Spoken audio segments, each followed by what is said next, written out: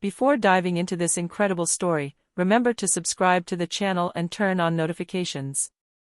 Here, every story has something to say, and you won't want to miss a single one. It was a cold evening in Atlanta, and rain fell gently on the flickering neon lights of the neighborhood laundromat. Inside, the air smelled of detergent and dampness, but that wasn't what would be etched in the memories of the residents that night.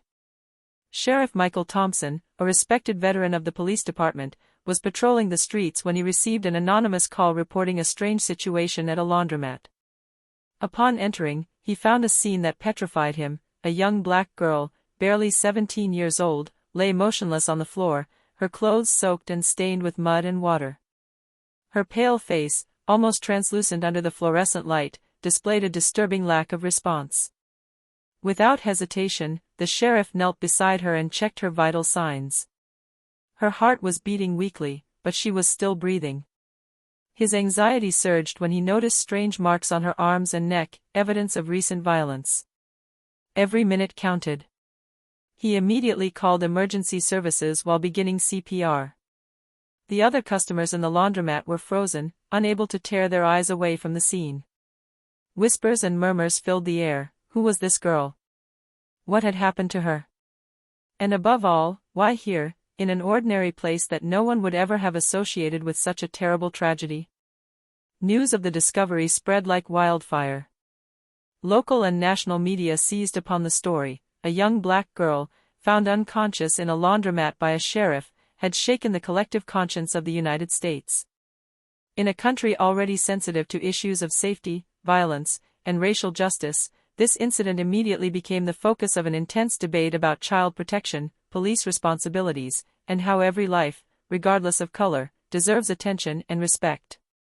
And while the girl was being rushed to the hospital, one question lingered in everyone's minds: how could a simple trip to the laundromat have turned into a nightmare that would go down in history? Sheriff Michael Thompson's phone vibrated on his desk.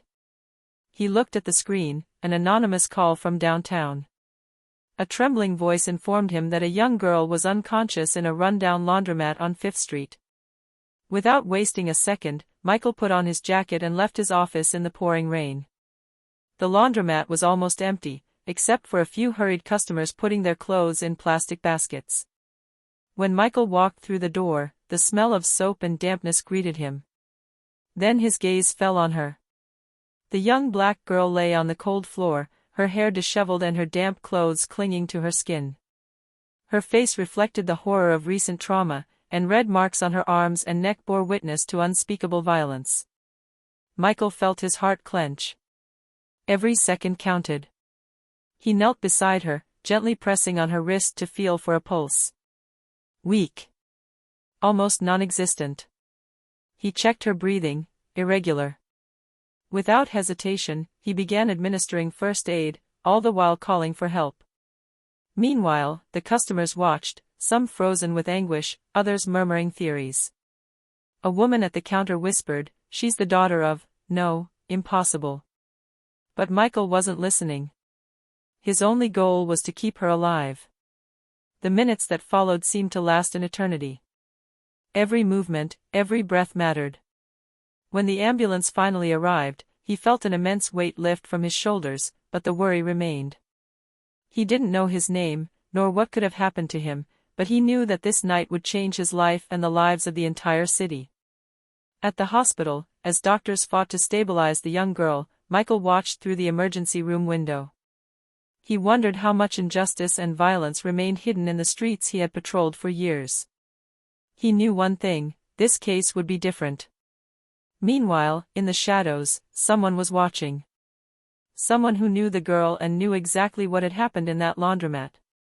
And that secret would soon be revealed, shaking the townspeople and shaking the history of the United States. The next morning, the hospital was abuzz. News of the young black girl found unconscious in the laundromat had spread throughout the city. Reporters camped outside the doors, cameras trained on the main entrance, while residents whispered rumors in the streets.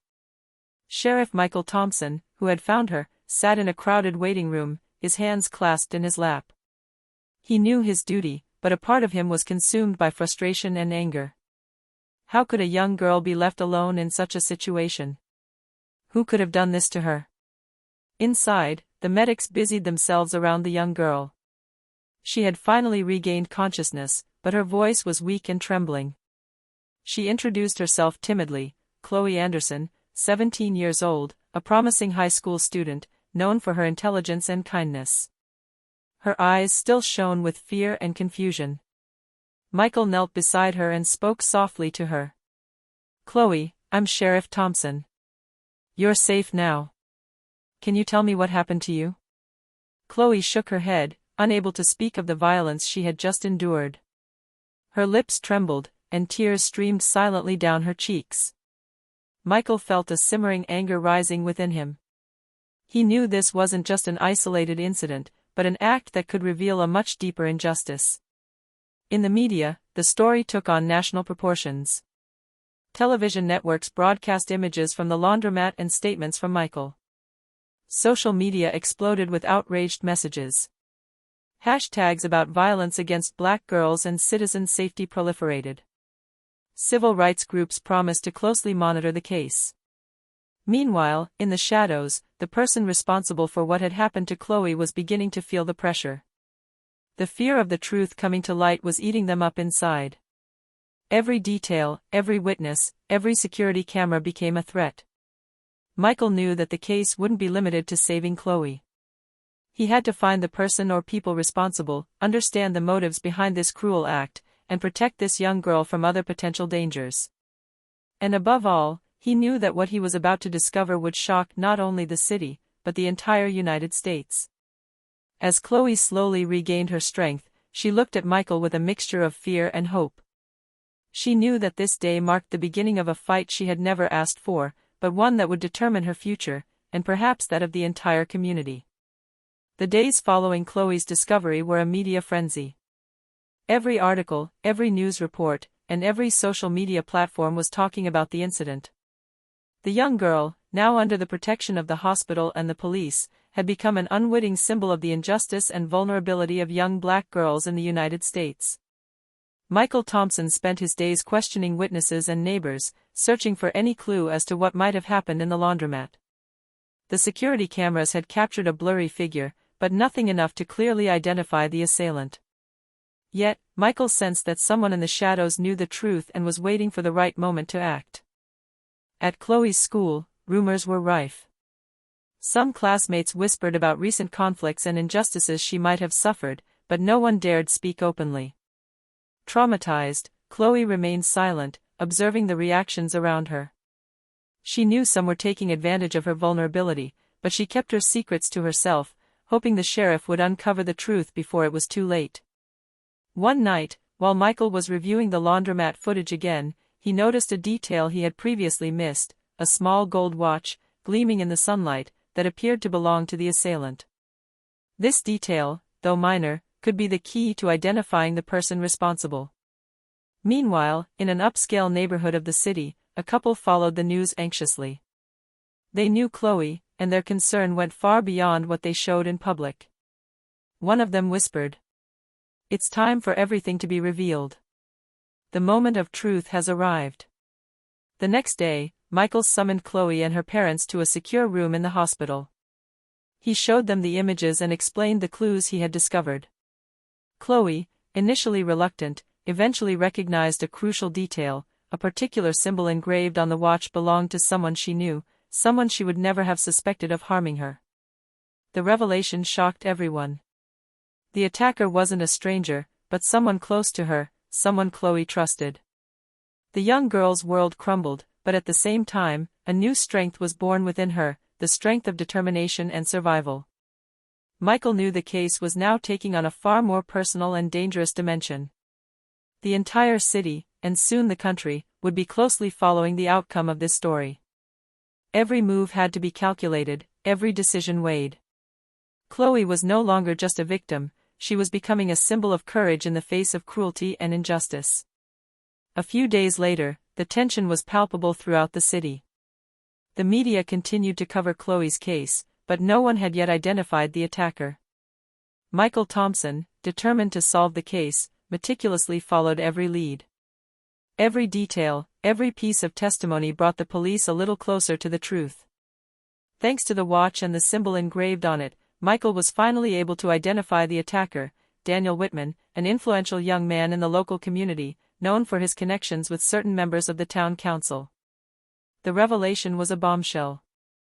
Daniel had always presented a respectable face in public, but behind this facade hid a cruel and jealous nature. When Daniel was confronted by Michael and the investigators, he tried to deny everything, but Chloe, finally ready to speak, told all. The fear, the humiliation, the violence she had endured, every word resonated in the interrogation room like an echo of justice finally served.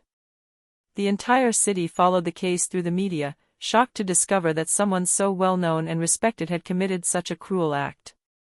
Public pressure mounted rapidly. Demonstrations in support of Chloe were organized in front of the hospital and the town hall. Thousands of citizens mobilized, demanding that justice be served and that young girls like Chloe be protected. The trial of Daniel Whitman was a historic moment. The accumulated evidence, the testimonies of Chloe and other witnesses, and Michael's meticulous investigation led to an unequivocal conviction. Daniel was found guilty and sentenced to many years in prison. Chloe, though deeply affected by this experience, emerged stronger than ever. She publicly campaigned to raise awareness about violence against girls and to advocate for the rights of victims. Her voice became a symbol of resilience and hope for thousands of young people across the country. Michael Thompson, for his part, was acclaimed for his courage and determination. But he knew that this case was more than just a police success. It had shaken the city, stirred consciences, and reminded everyone of the importance of protecting the most vulnerable. What began as a simple patrol in an ordinary laundromat ended up making history in the United States. Chloe Anderson's story became an eternal reminder that even in darkness, courage, justice, and truth can triumph.